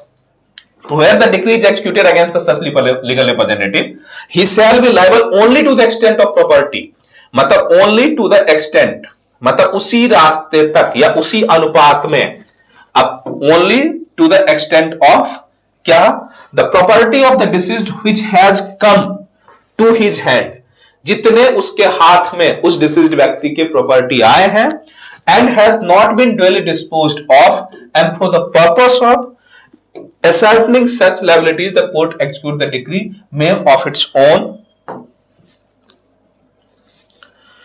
motion or on the application of the decree holder compel such legal representative to produce such accounts as it think fits। मतलब ये होगा कि केवल उसी रेशियो में जिस रेशियो में उसके पास प्रॉपर्टी आया था और जो प्रॉपरली उसके पास आया था। प्रॉपरली आया का मतलब ये होगा कि जो वास्तव में, ऐसा भी नहीं कि कुछ प्रॉपर्टी दिखने के लिए तो उसके पास आया, लेकिन उस प्रॉपर्टी का डिस्पोज उसके ही अन्य किसी कंसर्न्स में, जैसे मान लो उस व्यक्ति के कोई अन्य भी डेब्ट रहे थे और उस डेब्ट को निभाने में ही वो प्रॉपर्टी पहले ही खर्च हो चुका था, तो वो भी नहीं होगा। जैसे मान लो उस प्रॉपर्टी जो डिसीज्ड जो व्यक्ति है जो मरा है, अब इसका लीगल रिप्रेजेंटेटिव ये है, इसके हाथ में कुछ प्रॉपर्टी आ गई। अब मान लो यदि 50% प्रॉपर्टीज आ गई और पता ये चला कि उसके कुछ और भी कर्ज थे या कुछ और भी उस व्यक्ति के कंसर्न्स थे जिसमें ये प्रॉपर्टी बिक गई, तब उसे 50% लायबिलिटी इस जजमेंट में तो हो नहीं सकता। तो यही बात है, कोर्ट को जितना वो सेटिस्फाइड कर दे कि इस रेशियो में एक्चुअली उसके प्रॉपर्टी आई है, कितना आया था उससे नहीं मतलब है। ड्यूअली डिस्पोज, ड्यूअली डिस्पोज का मतलब होगा कि यदि बाकायदा उसकी उसी के काम में, उसी के कंसर्न्स में, किसी अन्य कंसर्न्स में यदि प्रॉपर्टी खर्च हो गई है तो फिर उसी अनुपात में उसकी जो लायबिलिटीज होंगी वो कम हो जाएंगी। Motion of the application of the decree holder compel such legal, हाँ, और जब तक ऐसा नहीं कर पाएगा तो उस डिक्री होल्डर के कंसर्न्स में compel such legal representative to produce such accounts as it think fits, और उसी रेशियो में उसको फोर्स किया जाएगा कि उसको लागू करे। अब आता है जो ये 50 और 49 और 50 कवर हो गया। फिर हम लोग लौटते हैं इसके बाद प्रोसीजर इन एग्जीक्यूशन। अब जब डिक्री एग्जीक्यूट किया जा रहा हो तो डिक्री एग्जीक्यूट करने में प्रोसेस क्या क्या होंगे, यहां स्पेशली ध्यान रखो। अभी क्या था, सबसे पहला जो सेक्शन था हमारा वो था कि डिक्री कौन पास करेगा या कौन माना जाएगा, 37, 38। दूसरा कौन हो गया, हमने चर्चा की कि जो क्वेश्चंस है वो क्या डिसाइड कर पाएगा, तो केवल क्वेश्चंस कौन सा डिसाइड करेगा। 47 में यही था कि जो डिक्री के एग्जीक्यूशन से संबंधित है, डिक्री होने से पहले के क्वेश्चंस को नहीं सुनेगा वो। उसके बाद जो तीसरा था कि जो लीगल रिप्रेजेंटेटिव होंगे और ट्रांसफरी होगा, तो कहा गया कि ट्रांसफरी को भी सेम राइट्स होंगे जो डिक्री होल्डर के थे। और लीगल रिप्रेजेंटेटिव की बात करें तो लीगल रिप्रेजेंटेटिव को ऑफ ट्रांसफर, जो जिसका जजमेंट डेब्टर रहा है, जिस रेशियो में उस व्यक्ति की संपत्ति, प्रॉपर्टी आदि एक्चुअली प्राप्त हुई है, वास्तव में प्राप्त हुई है, उसी रेशियो में वो भी लायबल होगा। अब कंसर्न से ये तो डिसाइड हो गया कि किसके खिलाफ लागू होगा, कौन लागू करवाएगा, कौन सा कोर्ट लागू करवाएगा, किस मुद्दे पे इश्यूज बनेंगे। अब यहां प्रश्न होगा कि प्रोसीजर कैसे उसको लागू करवाया जाए। ये सारा चीज अब डिसाइड हो गया कि किस व्यक्ति को बेनिफिट्स मिला, किस पे लागू होना है, कौन सा कोर्ट करवाएगा, कोर्ट कौन से क्वेश्चंस को कंसर्न करेगा। अब यहां लौटते हैं प्रोसीजर इन एग्जीक्यूशन। यहां 51 टू 54 यहां 4 सेक्शन हमें इंपॉर्टेंटली पढ़ने होंगे। तो 51 की बात करते हैं। तो 51 ये कहता है कि power of court to enforce execution, मतलब कौन से कोर्ट को पावर है टू एग्जीक्यूट करने का। तो फिर ये बात तो ऑलरेडी हमने बहुत सारे डिस्कशन कर ही लिया है। इसमें यह है कि subject to such condition and limitations as may be prescribed, वो सारे कंडीशन या लिमिटेशंस जो भी प्रिस्क्राइब्ड किया गया है उसके तहत द कोर्ट में on the application of decree holder के एप्लीकेशन पे ऑर्डर एग्जीक्यूशन ऑफ डिक्री कैसे करेगा। तो पहला इसमें बताया गया कि डिक्री होल्डर के एप्लीकेशन पे करेगा तो प्रोसेस क्या क्या होंगे। पहला ये बता रहा है by delivery of any property specifically decreed, मतलब किसी डिक्री में जिस प्रॉपर्टी को स्पेसिफिकली अर्थात विशिष्टतया चर्चा कर दिया गया है कि वो प्रॉपर्टी डिलीवर किया जाए तो वो करवाएगा। दूसरा कह रहा है कि by attachment and sale or by the sale without attachment of any property, या मान लो स्पेशली प्रॉपर्टी नहीं है, कुछ पैसे एक्सेट्रा उसको देने हैं, तो कहा जाएगा कि या तो उसकी जो अटैच्ड प्रॉपर्टी पहले से कोर्ट में थी, हमने कहा था ना कभी बार जब कोर्ट को लगता है कि व्यक्ति भाग जाएगा या फ्रॉड करेगा या कोर्ट के जुरिस्डिक्शन से बाहर चला जाएगा या अन्य भी कोई संदेह हो तो प्रॉपर्टी अटैच कर ली जाती है। तो या तो उस अटैच्ड प्रॉपर्टी को सेल करे या फिर बिना अटैच्ड किए हुए ही किसी प्रॉपर्टी को कोर्ट चाहे तो उसको भी सेल करके डिक्री होल्डर को कंपनसेट कर सकता है। तो यही कंसर्न है, या तो वो प्रॉपर्टी ही ओरिजिनली दिलवा के जिस प्रॉपर्टी की चर्चा है, या फिर attachment and sale or by the sale without attachment of any property, या तो अटैच करके सेल करे या बिना अटैच किए हुए सेल कर दे। By arrest and detention in prison, या फिर ये दोनों भी नहीं हो रहा है तो उस व्यक्ति को अरेस्ट कर ले। अब अरेस्ट कर ले, जेल भेज दे, लेकिन इसमें एक कंसर्न यहां ध्यान रखो, for such period not exceeding the period specified in section 58। लेकिन 58 में जो सेक्शंस में प्रोवाइड किया गया है कि कितने समय तक के जेल की व्यवस्था होगी उससे ज्यादा आप नहीं कर सकते। Where arrest and detention is permissible under that section, मतलब जहां 58 के तहत डिटेंशन और अलॉट है, या फिर बेसिक साइज को ऐसे समझो। पहला क्या कहा इसने, कैसे डिग्री लागू हो सकता है, या तो उस प्रॉपर्टी को दिलवा के या फिर उसकी प्रॉपर्टी अटैच करके बेच करके जैसा भी होगा वैसा, या तीसरा कहा कि उस व्यक्ति को अरेस्ट किया, डिटेंशन करवा ले। अब अरेस्ट करवाए तो इसमें लिए कुछ लिमिटेशंस है, और लिमिटेशंस क्या है तो ये कहता है 58 में जो लिमिटेशन है उस लिमिटेशन के तहत ही किसी व्यक्ति को अरेस्ट किया जा सकता है, उससे ज्यादा नहीं। तब सेक्शन 58 क्या होगा, अभी तो हम लोग 51 पे ही है, 58 पे आएंगे तो उसको डिटेल करेंगे, अभी थोड़ा हम बेसिक सा समझ लेते हैं 58 में है क्या।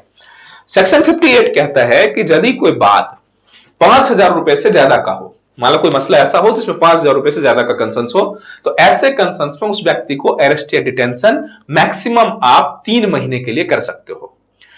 यदि मसला 5,000 रुपए से लेकर 2,000 तक अर्थात 2,000 से 5,000 तक का हो तो ऐसे कंसर्न में उस व्यक्ति को मैक्सिमम 6 वीक प्रेजेंट कर सकते हो।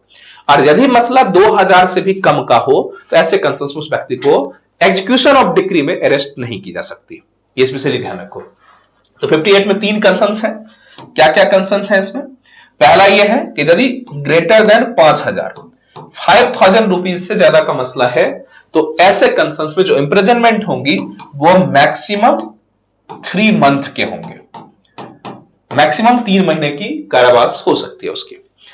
यदि 2,000 से लेके और 5,000 तक का मसला है ऐसे कंसर्न्स में मैक्सिमम 6 वीक हो सकता है।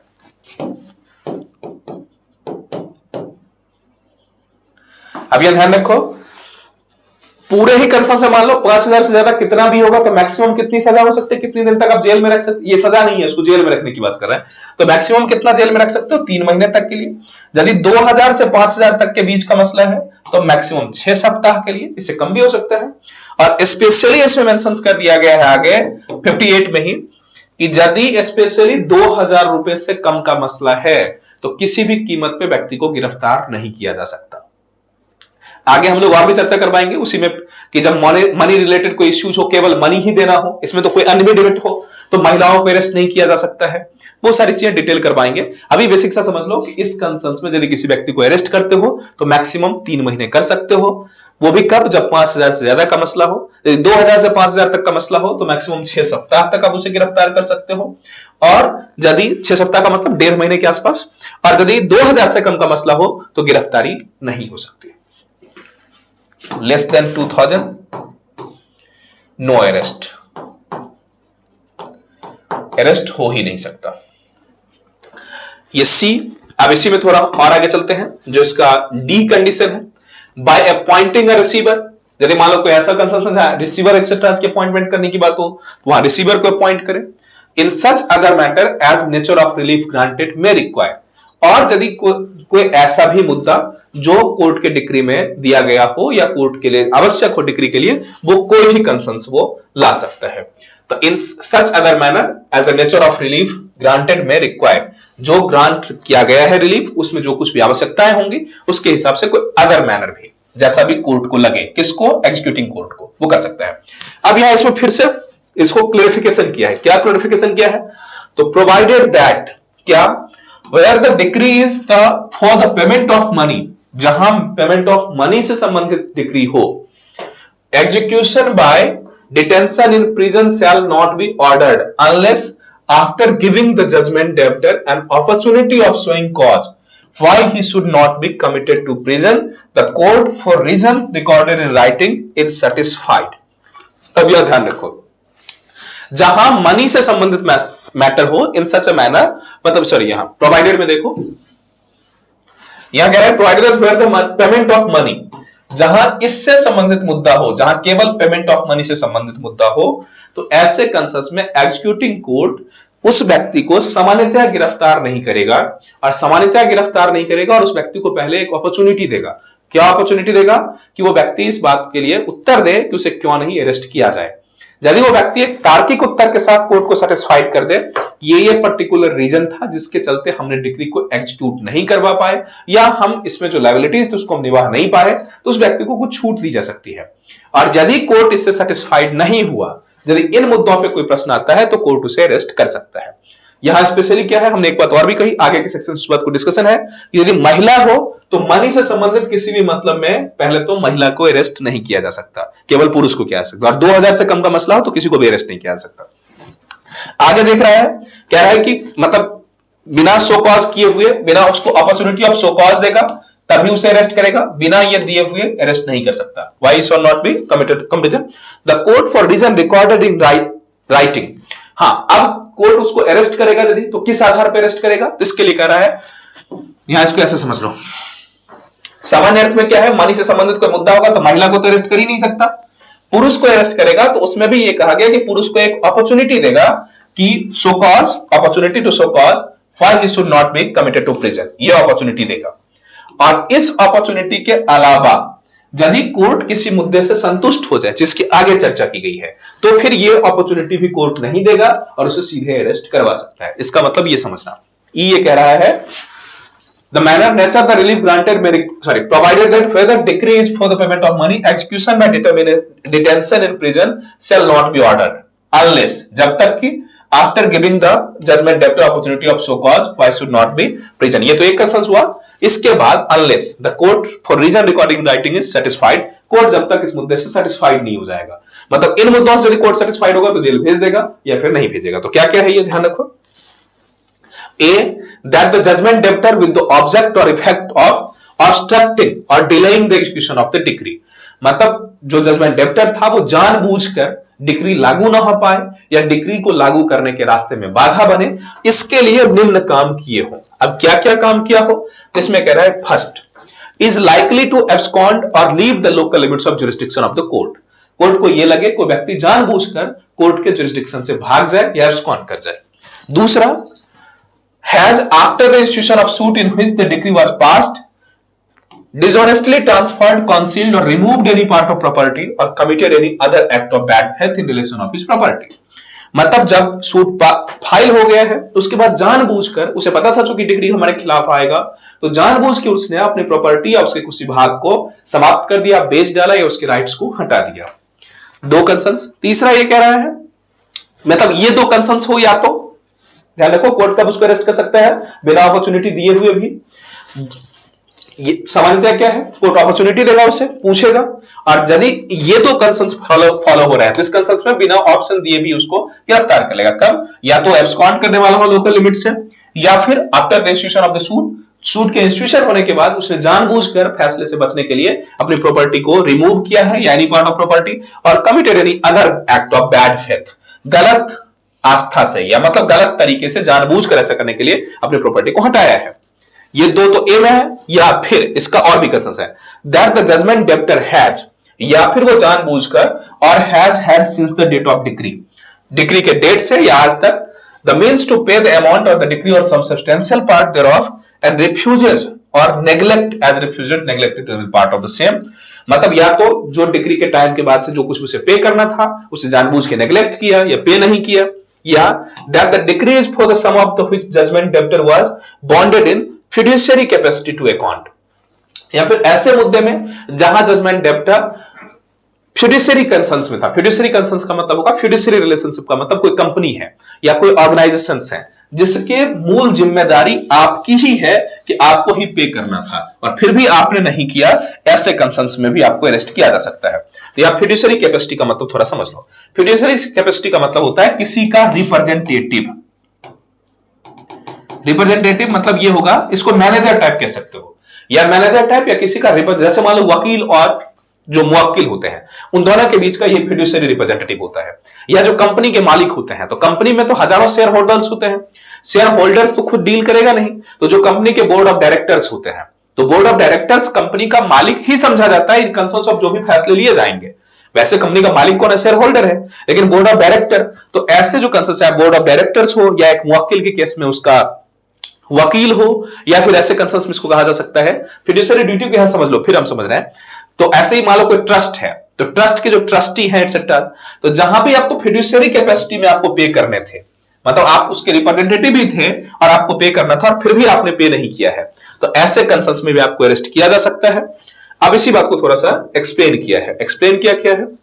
In the clause in the calculation of the means of judgment debtor for the purpose of clause B, ये जो क्लॉज बी था उसके कंसर्न्स में, there shall be left out account any property which by or under any law or the custom having the force of law for the time being in force is exempt from attachment। मतलब इस concerns में जब property की गणना की जाएगी, जब decree executing के टाइम में, तो इस प्रॉपर्टी को छोड़ दिया जाएगा। कौन सा प्रॉपर्टी? वो प्रॉपर्टी जो एग्जेम्प्टेड हो attachment in execution from the decree, जो जिसको एग्जेम्पशंस मिली है। किस आधार पे? तो लॉ फॉर द टाइम, या तो उस टाइम के लॉ में या किसी कस्टम्स के अंदर। अर्थात स्पेशली ये कहा गया कि इसमें उन प्रॉपर्टी को छोड़ दी जाएगी जिसको किसी कस्टम्स के तहत या फिर किसी लॉ के तहत एग्जेम्पशन मिला हुआ है। जैसे कहा जाता है, जो महिला से संबंधित बात करेंगे तो महिला के संबंध में कहा जाता है कि महिला के जो कुछ पर्सनल यूजेस के ज्वेलरी रजिस्टर्स हैं, ये उसको नहीं लिया जा सकता, उसको टच नहीं किया जा सकता।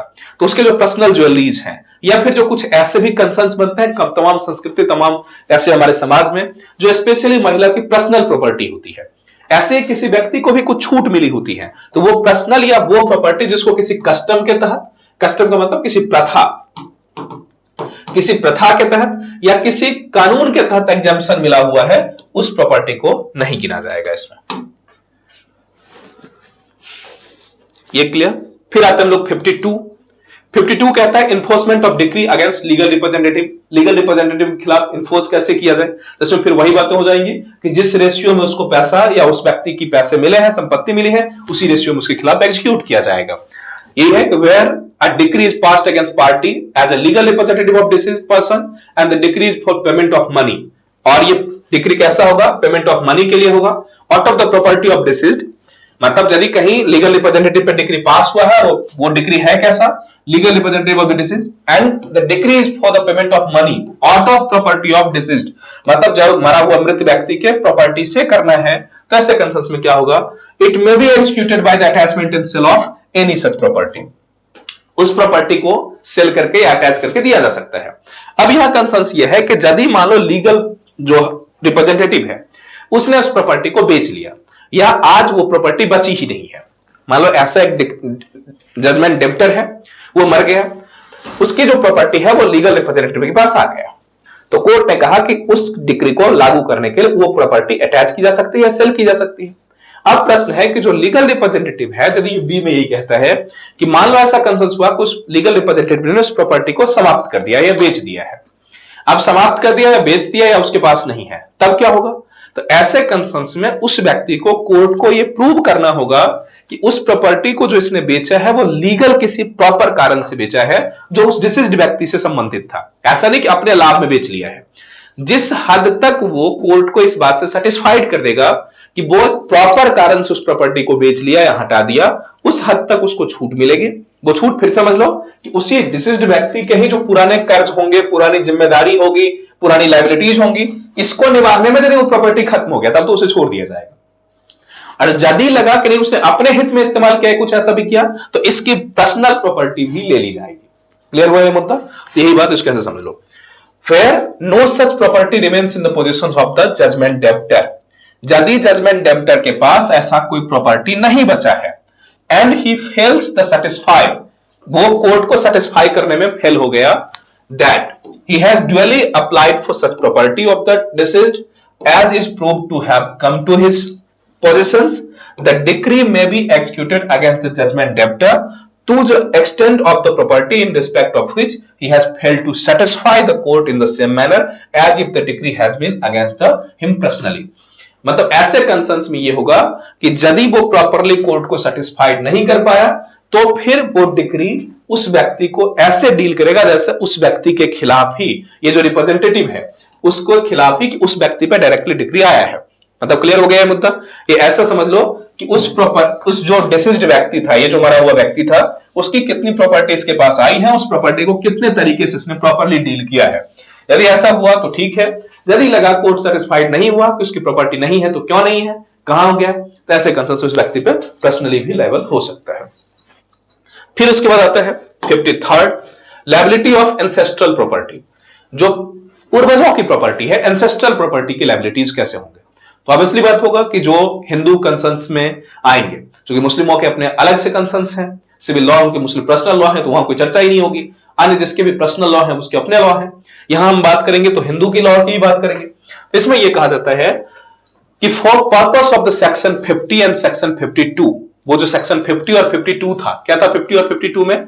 जो 52 हमारा enforcement of decree against legal representative, और 50 में क्या है हमारा? Legal representative. दोनों ही कंसर्न्स हैं। तो लीगल रिप्रेजेंटेटिव से संबंधित जो भी बातें होंगी 52 और 50 की,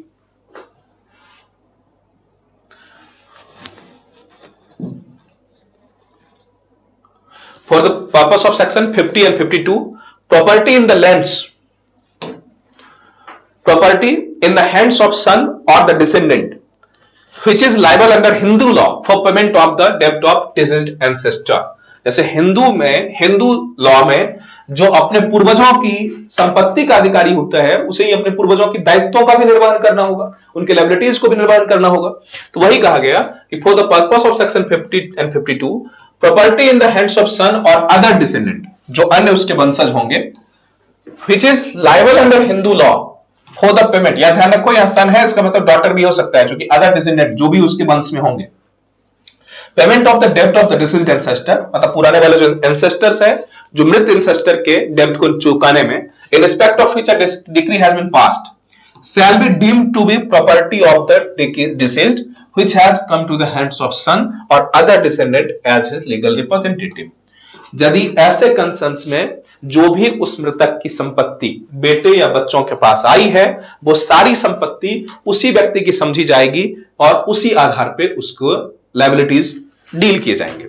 मतलब उसको बेसिक से भाषा में ऐसा समझ लो कि बच्चे को जो संपत्ति प्राप्त हुई है, किसका? उस डिसीज्ड व्यक्ति का जिसके खिलाफ जजमेंट डेब्ट हुआ है, वो सारी संपत्ति को अटैच किया जा सकता है, उसी संपत्ति से उसके ऋण को निर्वहन करवाया जा सकता है। यही बातें हैं। For the purpose of section 52 or 50, other descendant which liable under Hindu law for payment of the debt of the deceased ancestor in respect of which decree has been passed, जिसमें डिक्री पास हुआ है, shall be deemed to be the property of deceased, वो property उस मृतक की मानी जाएगी, which has come to the hands, जो आया है किसके पास? Son or other descendant as his legal representative. Legal representative के रूप में उसकी जो प्रॉपर्टी इन लोगों के पास आई है, वो प्रॉपर्टी अभी भी मानी जाएगी कि वो मृतक की है, और मृतक की है इसका मतलब होगा कि उसी प्रॉपर्टी से उसको सॉल्व कर दिया जाएगा। क्लियर हुआ है मुद्दा? और वैसे भी कॉमन सी कंसर्न्स भी हैं। हमने एक शब्द में कहा कि जो आप प्रॉपर्टी मदर एंड फादर की प्रॉपर्टी लेते हो तो आप उसकी लायबिलिटीज की भी जिम्मेदारी लेंगे। हाँ, यदि उनकी कोई प्रॉपर्टी थी ही नहीं, आपको कोई एंसेस्ट्रल प्रॉपर्टी नहीं मिली है, तो ऐसे कंसर्न्स में एक छूट मिली है कि आपके उस व्यक्ति के, मतलब जो आपके पूर्वज हैं, उनकी मृत्यु के साथ उनके सारे ऋण भी समाप्त हो जाएंगे। लेकिन यदि उनकी प्रॉपर्टीज कुछ है और वो आपके पास आए हैं तो ध्यान रखो वो सारी प्रॉपर्टी अभी भी उन्हीं की मानी जाएगी और ऐसे कंसेंट्स उस प्रॉपर्टी को बेच के उनके ऋण को चुकाया जा सकता है।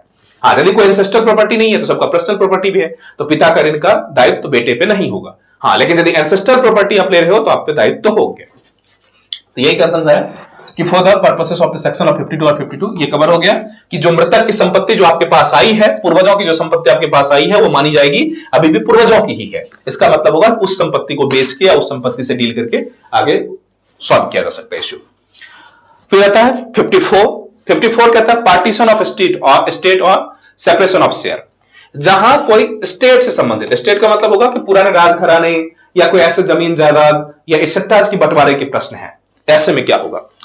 तो where the decree is for the partition of undivided estate, undivided estate का मतलब होगा इस undivided estate का मतलब पूर्वज जो एक ज्वाइंट संपत्ति है, पुराने आपकी जमीन जायदाद या किले एक्सेट्रा जो कुछ भी है ऐसे को, तो state assist with the payment और रेवेन्यू ऑफ द गवर्नमेंट। मतलब ऐसे कोई किला है या जागीर है, इसको ऐसे समझ लो, जागीर किला या जमींदारी जो कुछ भी है जिसपे गवर्नमेंट को भी रेवेन्यू देना होता है, आप केवल उसके केयर, जैसे पुराने जमाने के जो जमींदार थे, राज परिवार है, तब राज परिवार की जो संपत्ति है जिसपे अभी भी वो गवर्नमेंट को टैक्स दे रहा है, लेकिन जो कुछ भी इस पे यदि डिवीजन करनी हो तो कैसे होगा। तो कहा गया कि ऐसे अनडिवाइडेड एस्टेट, जो एस्टेट मतलब पुराने पूर्वजों की अनडिवाइडेड संपत्ति हो, assessed to the payment of revenue to the government, जिसका रेवेन्यू गवर्नमेंट को जाता है, आप केवल उसके केयरटेकर या ऐसे कहा जा सकता है कि आप केवल रिप्रेजेंटेटिव के रूप में उसका इस्तेमाल कर रहे थे। ऐसी प्रॉपर्टी जिसके गवर्नमेंट को टैक्स जा रहा है, रेवेन्यू जा रहा है, ऐसे स्टेट का यदि डिवीजन करना है, जैसे मान लो, इसको ऐसे भी समझ लो आप, जैसे मान लो एक फैक्ट्री के मालिक हैं और आपने जमीन लीज पे ली हुई है, जमीन पे आपने लीज पे ली हुई है सरकार के लिए 100 साल 99 साल 1000 साल तक के लिए जमीन आपको लीज पे मिली है। आपने हॉस्पिटल बनाया, कॉलेज बनाया, यूनिवर्सिटी बनाई, कुछ भी बनाई, इसको कहते हैं स्टेट।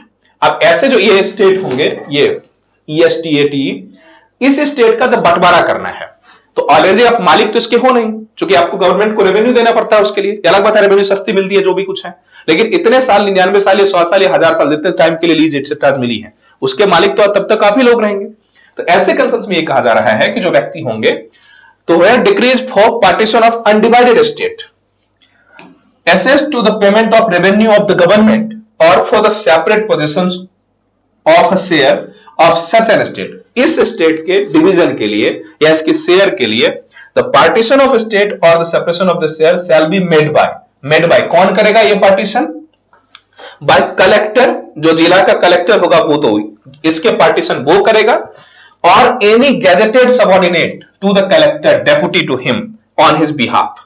ये ध्यान रखो, स्टेट की जब डिवीजन करनी हो तो ये कौन करेगा? या तो कलेक्टर करेगा या कलेक्टर का सबऑर्डिनेट या डेप्टी जो गैजेटेड ऑफिसर ही होना चाहिए, इसको स्पेशली आप ध्यान रखो, द कलेक्टर या any gazetted subordinate to the collector, यही गैजेटेड यही होना चाहिए, डेप्यूटेड बाय हिम, जिसको उसने डेप्यूटेड किया on this behalf in accordance with the law if any for the time being on the force relating to partition or separation. मतलब ये जो पार्टीशन ऑफ स्टेट्स और सेपरेशन ऑफ शेयर एक्सेट्रा करने हो और उसी स्टेट को यदि डिवीजन करना हो, ऐसा डिक्री हो, तो वो डिक्री कौन करेगा? वो डिक्री कलेक्टर करेगा या कलेक्टर के डेप्यूटी में जिसको कलेक्टर ने डेप्यूट किया हो वो होना चाहिए, लेकिन वो व्यक्ति भी कैसा होना चाहिए? एटलीस्ट गैजेटेड ऑफिसर होना ही चाहिए। ये कवर हो गया हमारा। ये था हमारा एग्जीक्यूशन कैसे हुआ। अब हम लोग जब नेक्स्ट सेशन में आएंगे, हमें लगता है इसके बाद वाले सेक्शंस की चर्चा करवाएंगे, तो इसमें हमें अटैचमेंट एंड डिटेंशन, व्यक्ति को गिरफ्तार कैसे किया जाएगा और उसकी प्रॉपर्टी को अटैच कैसे की जाए, इसके प्रोसेस होंगे। तो हमें लगता है कि जो सेक्शन 55 से आगे तक की सेक्शंस होंगे उसको कल के सेक्शन में हम लोग देखेंगे। तब तक के लिए thank you, thanks for today.